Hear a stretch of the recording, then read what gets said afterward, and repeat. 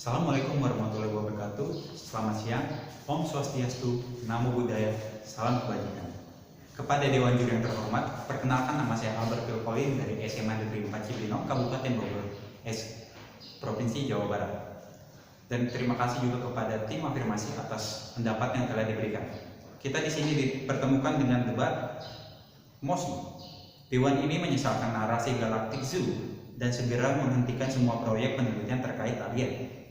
Saya di sini sebagai tim oposisi menyatakan tidak setuju dengan mosi ini, dikarenakan Seth Shostak menyatakan bahwa jikalau kita adalah hanya satu-satunya yang hidup di galaksi ini, maka itu adalah sebuah keajaiban.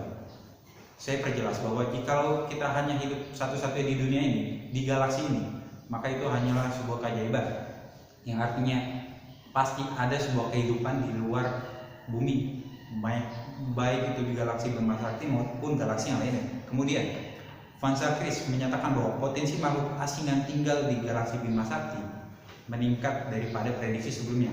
Hal ini menyatakan bahwa potensi kehidupan sebelumnya telah diprediksi di kehidupan sebelumnya. Potensi adanya makhluk-makhluk asing yang tinggal di luar bumi telah diprediksi sebelumnya, dan hal ini meningkat ketika telah diteliti oleh Vanza Chris ini. Dan kemudian ada beberapa alasan yang menyatakan bahwa saya setuju sekali dengan adanya narasi Galactic Zoo ini. Karena satu, penelitian Galactic Zoo ini akan bermanfaat jika berhasil di bidang astronomi terutama. Kita tahu bahwa jikalau kita telah menjalankan kontak dengan makhluk asing yang dalam konteks ini kita sebut yaitu adalah sebagai alien, maka kita dapat menjalin sebuah kerjasama yang bagus, baik di bidang teknologi, kesehatan maupun bidang ekonomi. Hal ini bisa menjalin sebuah relasi yang bagus antara makhluk bumi dan makhluk luar lain dalam konteks ini yaitu adalah alien. Dan kemudian jikalau kita sudah berhasil kontak, kita akan bekerja sama dengan mereka seperti yang saya katakan tadi, seperti membuat teknologi yang baru, teknologi yang mungkin mereka sudah berevolusi lebih baik daripada kita menjadi lebih baik lagi ke depannya dengan bantuan teknologi dari mereka, dan mereka juga mempelajari tentang kita. Hal ini menyebabkan sebuah simbiosis mutualisme, kalau Anda tahu, yaitu saling menguntungkan. Oleh karena itu, saya sangat menyetujui adanya program narasi Galactic Zoo ini. Dan kemudian adanya sebuah kemungkinan jikalau makhluk asing ini hidup menyerupai manusia maupun hanya berbentuk mikroba saja. Seperti ini, ketika sudah berbentuk seperti manusia, kita akan menjadi semakin mudah untuk berkomunikasi dengan mereka.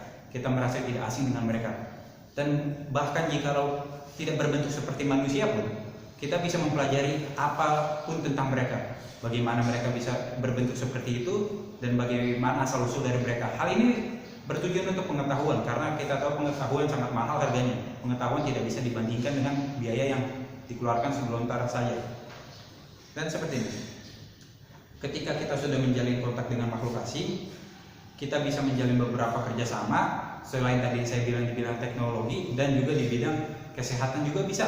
Seperti ini, ketika manusia sudah menjalin kontak dengan makhluk asing yaitu alien bisa saja teknologinya sudah lebih maju daripada kita, dan juga mereka sudah bisa mengolah sumber daya di planet mereka dengan lebih baik.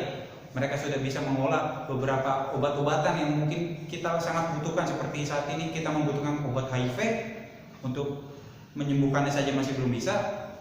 Siapa tahu saja dengan adanya kontak dengan alien ini, kita dapat mendapat sebuah bantuan dari alien tersebut dan kita menjalin korelasi dengan mereka. Dan kemudian jikalau kemungkinan terburuk yang mereka ingin menginvasi kita, maka oleh karena itu kita lebih baik mengetahuinya dahulu sebelum mereka menjadi maliar ke depannya. Seperti ini, akan lebih baik kalau kita mengetahui informasi sebelum terjadi sebuah peristiwa. Oleh karena itu kita bisa bersiap-siap terlebih dahulu sebelum akan terjadi sebuah peristiwa.